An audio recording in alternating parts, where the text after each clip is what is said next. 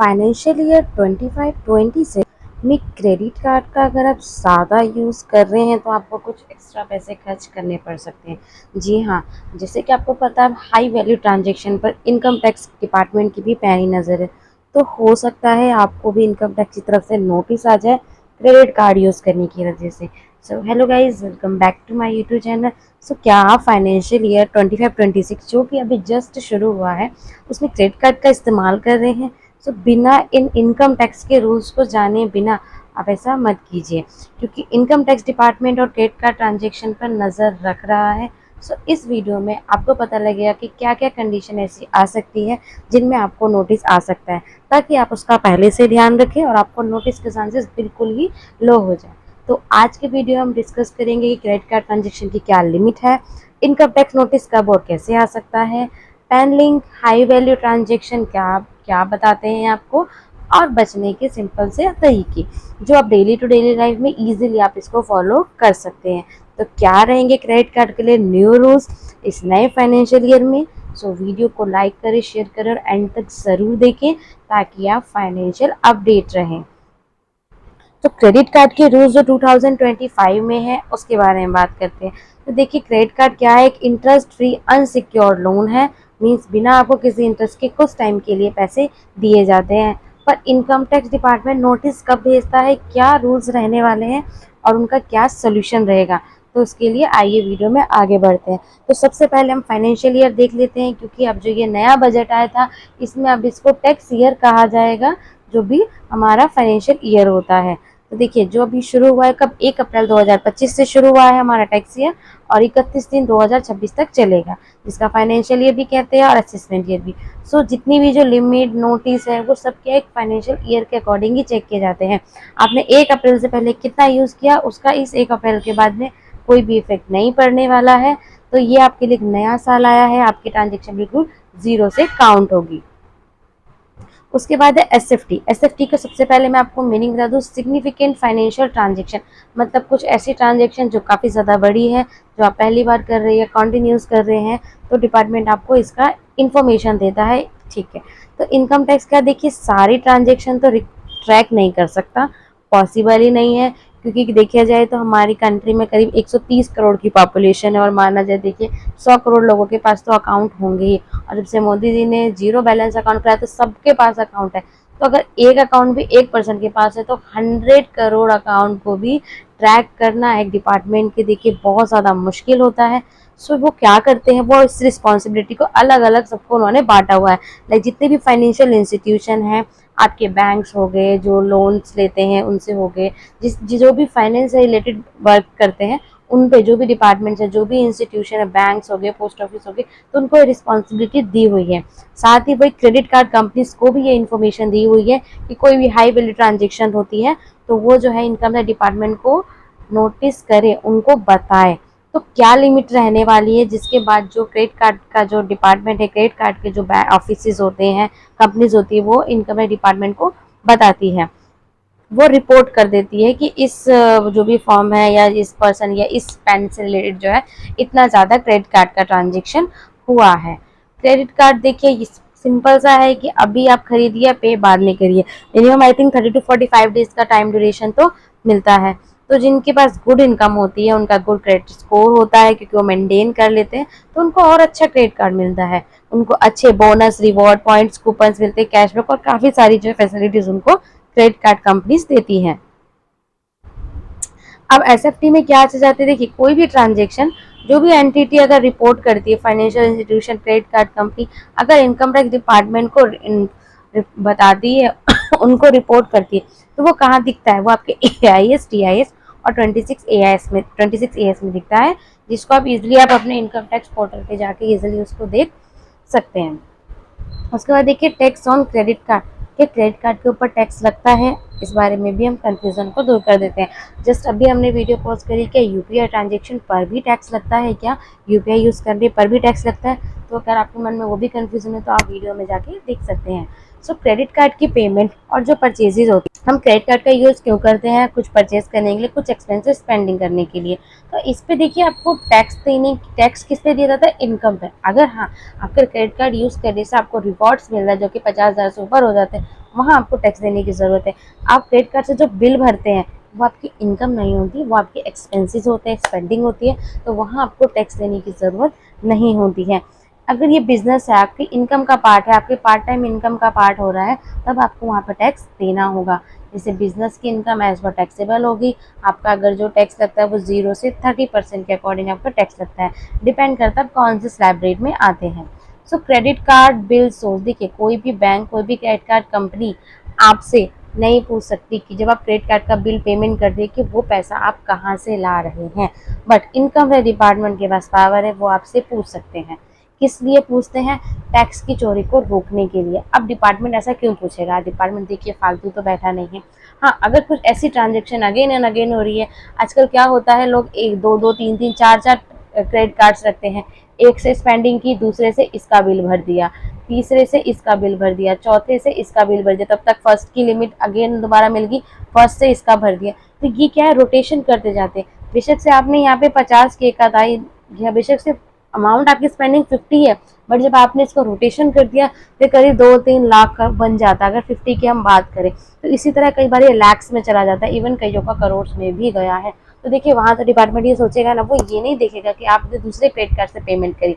आपने जब दूसरे से करी तो आपने उसका बिल भी तो भरा ना। तो डिपार्टमेंट क्या सोचेगा कि ये सारा का सारा अमाउंट आपकी इनकम है, तो वो आपको नोटिस ज़रूर भेजेगा अगर आप अपनी प्रॉपर जो है आईटीआर फाइल नहीं करते हैं। दूसरी बात, केवाईसी। देखिए कोई भी क्रेडिट कार्ड कंपनी आपको बिना केवाईसी के तो इशू करती नहीं है क्रेडिट कार्ड। तो आपके क्रेडिट कार्ड की जितनी भी स्पेंडिंग होती है वो पैन कार्ड से लिंक होती है, तो उसका इजीली जो इनकम डिपार्टमेंट उस पर सोर्स पता लगा के एक्शन ले सकता है। अब क्रेडिट कार्ड ट्रांजेक्शन की रिपोर्टिंग कैसे होती है? देखिए बैंक को और क्रेडिट कार्ड कंपनी को ये अलाउ के, ये उनके ऊपर मैंडेटरी है कि वो जो है कोई भी बड़ी ट्रांजेक्शन जनरली वो मैं आपको बताऊंगी कितने के ऊपर की होती है, तो वो एसएफटी में डालें। किसी भी एक फाइनेंशियल में 2 ईयर का कंक्लूड करके नहीं होता, ऑलवेज एक फाइनेंशियल ईयर में। अभी जो फाइनेंशियल ईयर शुरू हुआ है, तो इसमें अगर आपको ट्रांजेक्शन होती है एसएफटी की, तो इसमें रिकॉर्ड की जाएगी।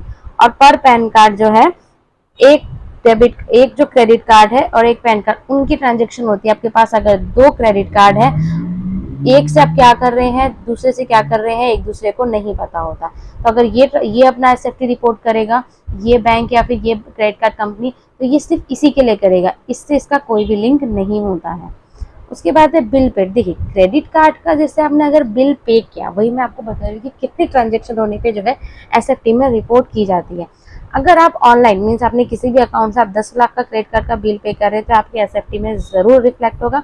प्लस अगर आप 1 लाख का कैश में जाके क्रेडिट कार्ड का बिल पे कर रहे हैं, तब आपका रिफ्लेक्ट होगा पर क्रेडिट कार्ड। मान लीजिए आपके पास एक क्रेडिट कार्ड है, यहाँ से आपने जो है 7 लाख का जो है पे किया, ठीक है, ऑनलाइन पे कर दिया, और एक बी क्रेडिट कार्ड है जिसपे से आपने 9.5 लाख का कर दिया, तो ये दोनों ही आपके एसएफटी के ट्रांजेक्शन में नहीं आएगी।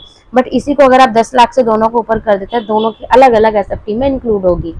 सेम वही बात अगर आपने इस क्रेडिट कार्ड का जो बिल है आपने 2 लाख का कैश में पे कर दिया और इसका 1.5 का कर दिया, तो दोनों की आपकी एसएफटी में जो है रिकॉर्ड हो जाएगी।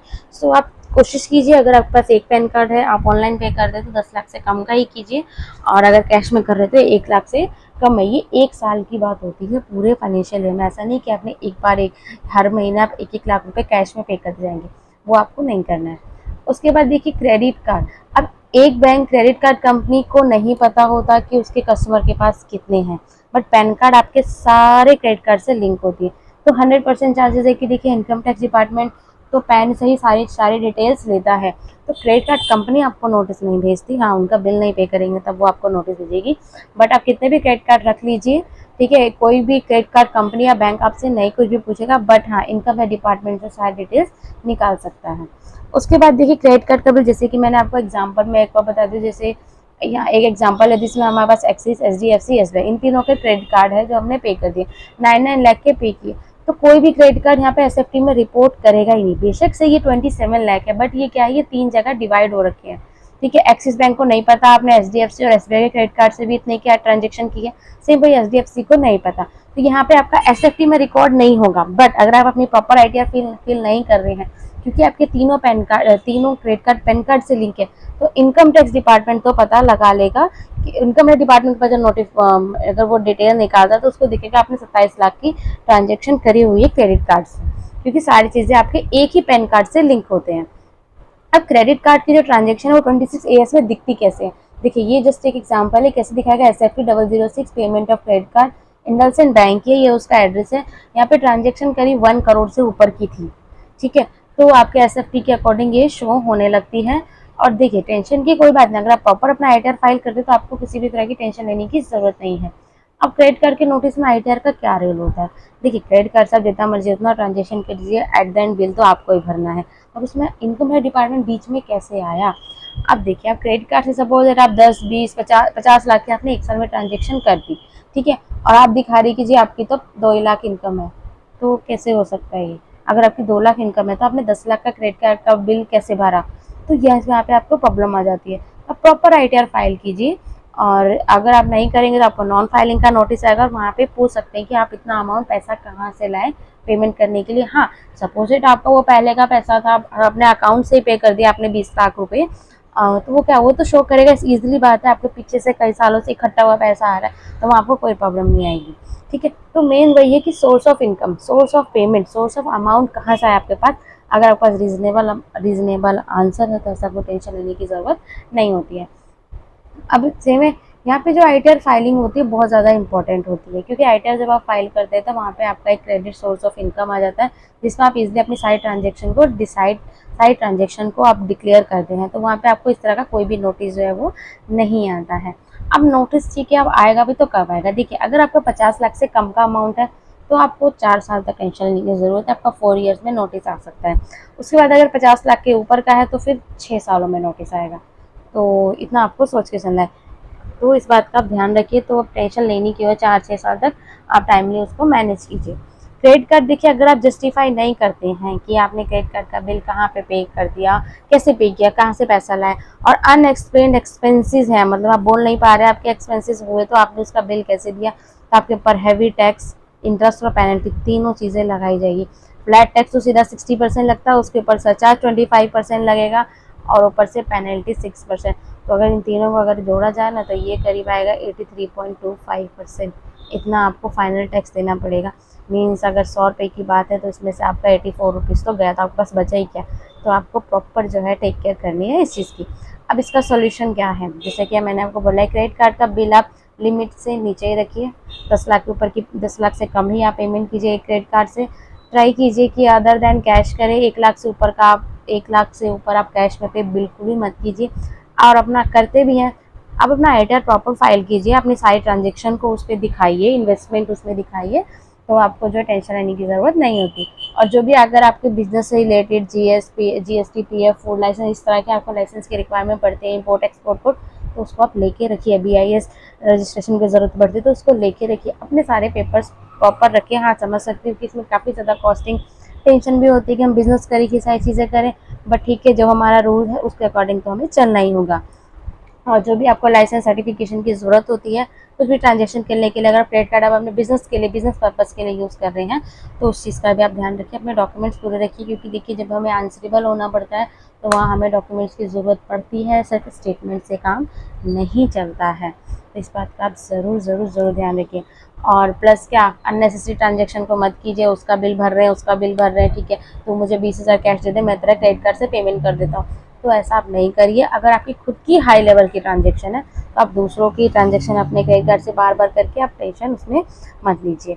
उसके बाद अपना AIS TIS 26AS को रेगुलरली चेक कीजिए। मैं आपको एवरी वीडियो में ये बात ज़रूर बोलती हूँ। अपना आईटीआर अकॉर्डिंगली फाइल कीजिए, टैक्स को अकॉर्डिंगली फाइल कीजिए, लीगल रहिए और टेंशन फ्री रहिए। आज के टाइम में टेंशन लेने से कोई बेनिफिट नहीं है, बहुत तेज़ दुनिया चल रही है, तो टेंशन लेने के लिए तो बैठना पड़ता है, तो उतनी फुर्सत तो नहीं है। उसके बाद अगर आप भी सिंपल सी क्रेडिट कार्ड का यूज़ कर रहे थे, इन ज़रूरी चीज़ों का आप नज़रअंदाज बिल्कुल नहीं करिए। उम्मीद है कि आपको ये वीडियो पसंद आई होगी। तो ऐसे ही इनकम टैक्स और फाइनेंस से जुड़े आसान शब्दों में समझने के लिए हमारे चैनल को सब्सक्राइब करना बिल्कुल भी नहीं भूलिए। वीडियो को लाइक, शेयर और सब्सक्राइब ज़रूर करिए। सो मिलते हैं नेक्स्ट वीडियो में नेक्स्ट इन्फॉर्मेटिव नॉलेज के साथ। So thanks for watching this video.